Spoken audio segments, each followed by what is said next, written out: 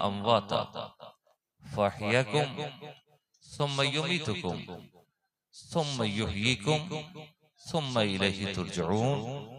आमन्तु बिल्लाहि सदक़ल्लाहुल मौलानुल अज़ीम व बल्लगना रसूलुहुन नबियुल अमीनुल करीम व नहनु अला ज़ालिका मा क़ाल रब्बुना लमिनश शाहिदीन वश्शाकिरीन वल्हम्दुलिल्लाहि रब्बिल आलमीन।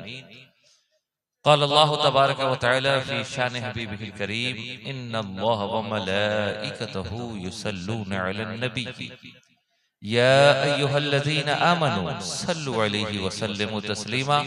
एक मर्तबा दुरूद पाक पेश फरमा लें। अल्लाहुम्मा सल्लि अला सय्यिदिना व मौलाना मुहम्मद व अला आलि मुहम्मदिन मअदिनिल जूद वल करम मंबइल इल्म वल हिल्म वल हिकम व बारिक व सल्लिम सलातन व सलामन दाइमन अलैका या रसूलल्लाह सल्लल्लाहु तआला अलैहि वसल्लम।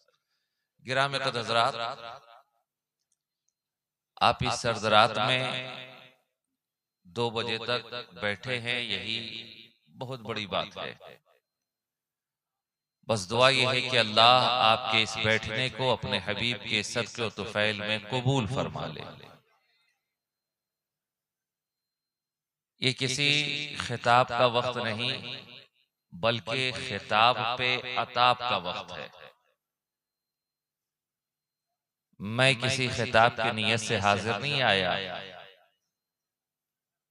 जिस मोहब्बत के साथ मुझे अहले जलसा ने, अहले खाना ने आवाज लगाई थी, मैं उनकी मोहब्बत पर लब्बैक कहता हुआ हाजिर आ गया हूं। आप हजरात को जितना सुनना था अल्हम्दुलिल्लाह आप सुन चुके हैं। नकीब की निकाबत, खतीब की खिताबत, नातगो हजरात की नातगोई से अपने कुलूब व इज़हान को मुनव्वर व मुजल्ला फरमा चुके और आपकी समाअत का पैमाना मुझे अच्छी तरह मालूम है कि वो लबरेज हो चुका है, भर चुका है। मजीद उसमें कुछ उड़ेलने की मैं कोशिश करूंगा तो पैमाना छलक पड़ेगा और मैं नहीं चाहता कि आपका लबरेज पैमाना छलकाया जाए। बस मैं इतना ही कहना चाहता हूं कि आज की ये बज़्म मोहब्बत अहले खाना ने मरहूमीन के ईसाले सवाब के लिए सजाई थी, रचाई थी, बसाई थी। हर आने वाले ने अपने अपने ज़ौक़ के एतबार से अपनी गुफ्तगू का उन्वान मुकर्रर किया, मुंतखब किया और उसी उन्वान के तहत उन्होंने खिताब फरमाया।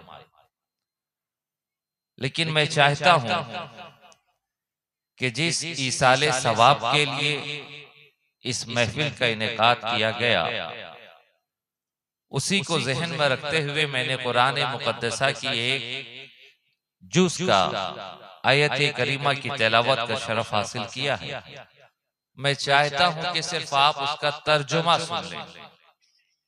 मैं तकरीर नहीं करूंगा, तर्जुमा करने की इजाजत है। अल्लाह तबारक व तआला इरशाद फरमाता है, कैफ़ तकफुरून बिल्लाहि व कुंतुम अमवाता। भला उस रब का तुम कैसे इनकार करोगे इस हाल में कि तुम मुर्दा थे, तुम्हारा कोई वजूद ना था, तुम्हारी कोई हस्ती ना थी, तुम्हारा कोई अता और पता और ठिकाना ना था। फ़अहयाकुम, तो उस रब ने तुम्हें जिंदगी अता की है। अपने रब का कैसे इनकार करोगे कि तुम्हारा वजूद ना था, रब ने तुम्हें वजूद अता किया। तुम्हारी कोई हस्ती ना थी, रब ने तुम्हें हस्ती अता की। तुम्हारा कोई अता और पता ठिकाना ना था तो रब ने दुनिया में तुम्हें जिंदगी अता की।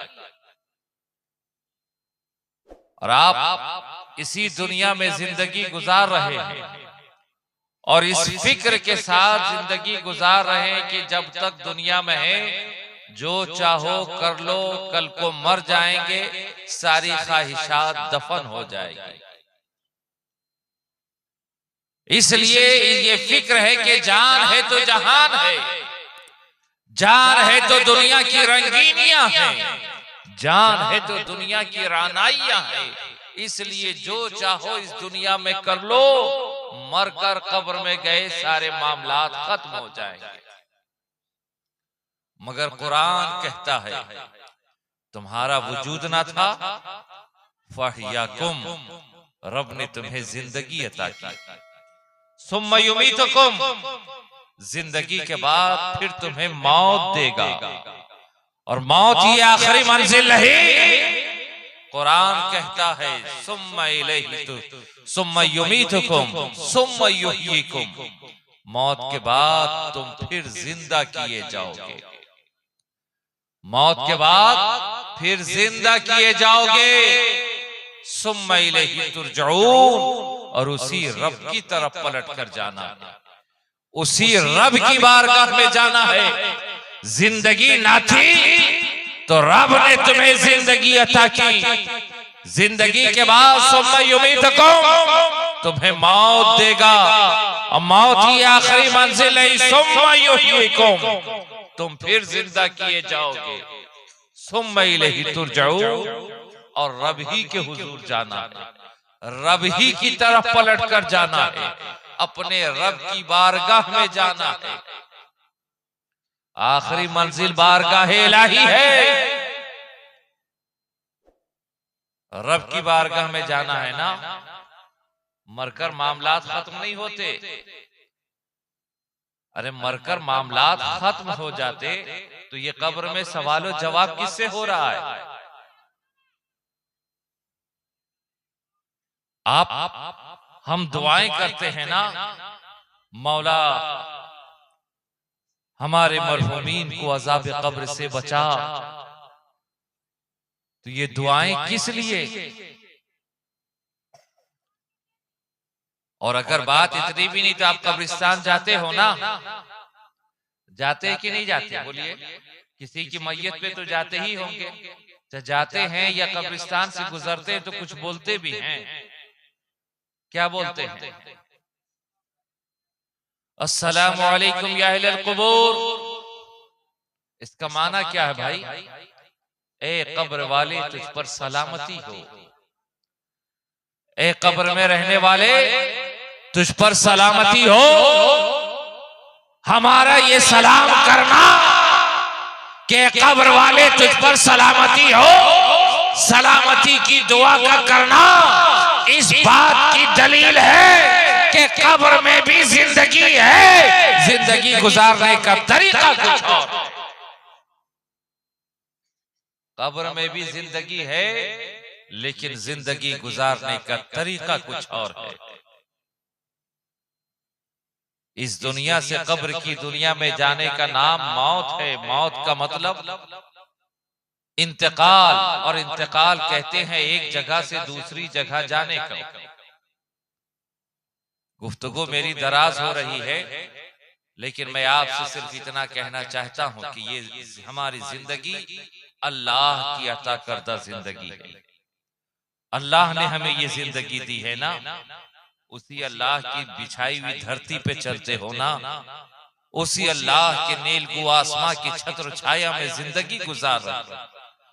ये आंखों में नूर तुम्हारे रब ने दिया, जबान में गोयाई तुम्हारे रब ने दी, बाजुओं में ताकत तुम्हारे रब ने दी, चलने की ताकत तुम्हारे रब ने दी। हमारी जिंदगी का लम्हा लम्हा उस रब के एहसान तले दबा हुआ। रब का एहसान है ना। अगर आंखों से अंधा पैदा कर देता तुम रब का क्या बिगाड़ लेते? कुछ कर सकते थे? ये तो रब का एहसान है कि उसने आंखों में नूर दिया। रब का एहसान है कि जबान में गोयाई दी है। रब का एहसान है कि हमें दुनिया में पैदा किया। रब का एहसान है कि जिंदगी गुजारने के वसाइल फराहम किए। उसी रब की धरती पर चलते हो, उसी रब की पैदा करती हवाओं से तुम सांस ले रहे हो। जिंदगी का लम्हा लम्हा रब के एहसान तले दबा हुआ है। और दुनिया में जब कोई इंसान एक मर्तबा एहसान करता है तो एहसान मंद हजरात उसे जिंदगी भर याद रखते हैं।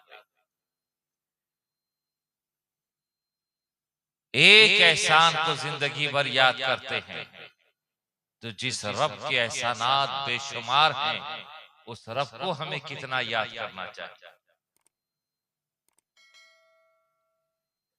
कभी करते हैं अपने रब को याद करते हैं? नहीं करते। और मैं आपसे कहूंगा भी नहीं कि बोलिए, नहीं करते हैं तो होश के नाखून लें,